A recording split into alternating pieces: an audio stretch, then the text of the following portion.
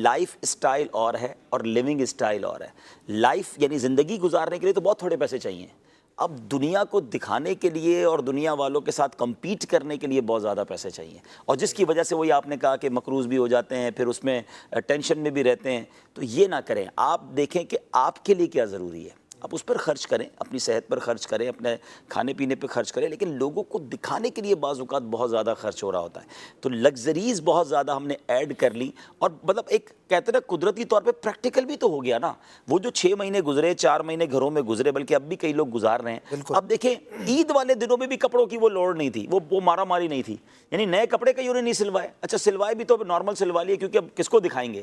یعنی اس کا مطلب یہ ہوا کہ ہمارے عید کے کپڑے بھی لوگوں کو دکھانے کے لیے تھے. اچھا عید کے الگ تھے, دوسری عید کے الگ تھے, تیسری عید کے الگ تھے. اچھا پھر اس کے بعد جناب بہت ساری چیزیں نہیں کی ان 4 پچھلے سال, تو نہ کر کے بھی تو زندہ رہے نا. اس کا مطلب یہ ہوا کہ ان چیزوں میں خرچ بہت زیادہ کرنے کی بجائے ہم اس کو کفایت شعاری کریں, اور خاص طور پہ وہ لوگ جو ان چیزوں کی وجہ سے ڈیبٹ میں چلے جاتے ہیں, یعنی قرضے میں چلے جاتے ہیں, وہ تو بہت زیادہ غلطی کرتے ہیں. تو اور ایک اور بات ہے, بزرگ کہتے ہیں نا کہ بڑے کہتے ہیں اتنے خرچے نہ بڑھا لو کہ بعد میں کم کرنا مشکل ہو جائے. یہ بات بہت اہم ہے. خرچہ بڑھانا بڑا آسان ہے, اس کو واپس کم کرنا جو ہے وہ بہت مشکل ہے. تو ایک لمٹ میں انسان رہے, اور اگر واقعی اللہ نے دیا ہے تو یہ ضروری نہیں ہے کہ آپ اس کو جناب اپنی ذات پر اور دکھلاوے پر ہی خرچ کریں, آپ اللہ کی راہ میں زیادہ خرچ کریں. اشفاق بھائی آج کل تو ہم لوگوں سے مل رہے ہیں نا, ماشاءاللہ دیکھ کے حیران ہو جاتے ہیں کہ انہوں نے ایک لمٹ کے اندر اپنا خرچہ رکھا ہے گھر کا, لیکن جب وہ اللہ کی راہ میں دیتے ہیں تو کمال دیتے ہیں نا. تو سمجھ آتا ہے کہ یار انہوں نے اپنی زندگی میں لگژریز پر, دکھلاوے پر, شوشہ پر خرچ نہیں کیا, مگر ماشاءاللہ کماتے اچھا ہیں. تو ان کا یہ ذہن بن گیا ہے کہ یار اللہ کی راہ میں خرچ کرو تاکہ آخرت کا خزانہ جمع ہو. تو یہ ایک اچھا طریقہ ہے انویسٹمنٹ کا کہ بندہ ان چیزوں پہ ضائع کرنے کی بجائے وہاں دے دے. تو بعض اوقات تو بس دکھلاوے کے چکر میں ایک جگہ گیا, میں اب کیا بتاؤں آپ کو, میں آج تک نہیں بھولا. یو ای میں ایک جگہ تھا, ایک صاحب کا شو روم تھا, وہ واش رومز اور یہ باتھ روم کی جو ایسیسریز ہیں اس پہ کام کرتے تھے.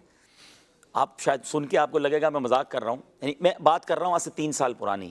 آج اب تو کیا ریٹ ہوگا مجھے نہیں پتا. ایک باتھ روم سیٹ میں نے دیکھا ہے پاکستانی 5 کروڑ روپے کا, 4 کروڑ. سونا لگا ہوا تھا. بالکل یہی میں کہنے والا تھا کہ سونے کے نل تھے, پلیٹینیم کی ٹائلز تھیں, اور ایک تو کموڈ ایسا تھا جس پر سونے کا پانی چڑھا ہوا ہے. میں نے بتایا اس چیز پر بھی آپ لاکھوں روپے خرچ کر رہے ہیں.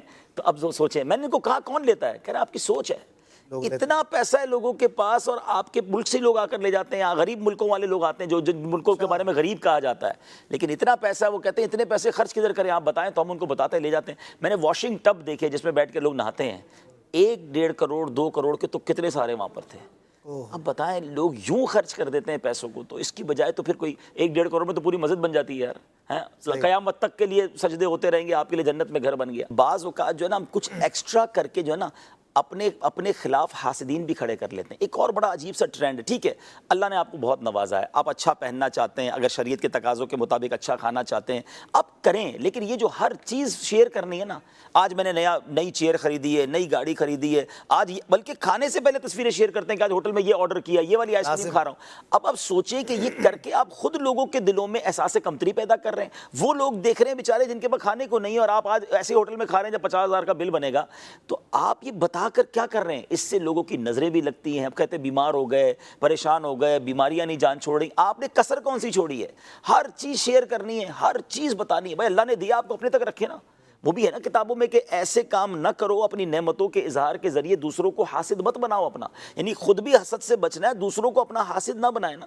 تو یہ ایسے کام کر رہے ہیں لوگ, سمجھ ہی نہیں آ رہی. کیونکہ اب مسئلہ یہ کہ میں اتنی بڑی ایک چیز خرید رہا ہوں یا اتنا بڑا خرچہ کر رہا ہوں, تو لوگوں کو بتاؤں گا تو صحیح نا. اب تو وہ کہتے ہیں نا نیا موبائل لیا تو اس کی ان باکسنگ دکھا رہے ہوتے ہیں کہ آج میں نے نیا کر لیا, چلے آپ کو دکھاتا ہوں ڈبہ کھول کے کیسا ہے.